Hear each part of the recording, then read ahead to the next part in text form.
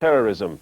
Campaigners have been using increasingly violent tactics in recent weeks. 4 people have been injured by letter bombs and explosives. Shireen Wheeler reports. In the name of compassion for animals, animal rights extremists have targeted hundreds of buildings and individual scientists, causing injuries and millions of pounds worth of damage. But the last few months have seen an alarming increase in violence and the number of attacks. At Oxford University, Professor Blakemore has used animals to study the causes of brain disorder.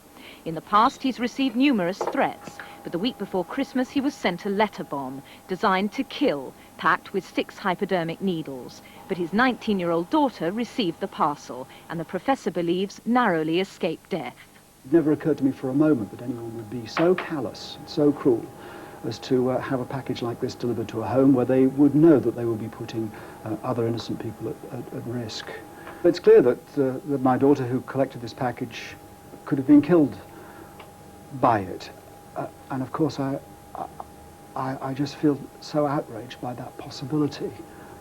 Thank God it didn't happen. The thought of it is beyond belief.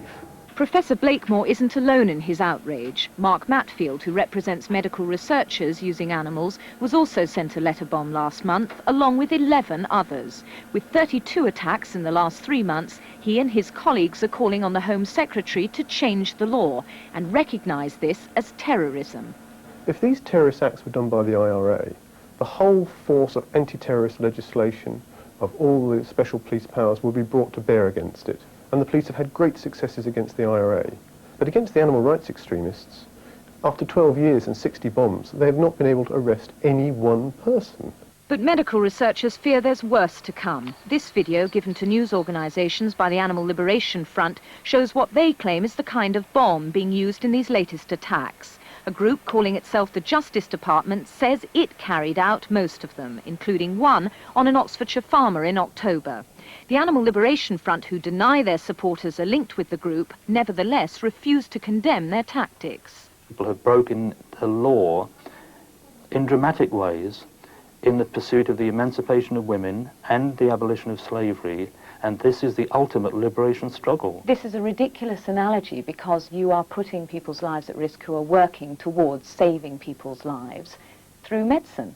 No, they are not saving people's lives. Recently we've seen Oprah withdrawn, Manaplax withdrawn. All these drugs have been widely tested on animals, claimed to be safe, and have harmed humans. Animal experiments on the whole are not relevant to humans. But everything, I mean, vaccination, for instance, for disease, transplantation, surgery of all sorts, antibiotics, anesthetics, all of these things were developed through the use of animals.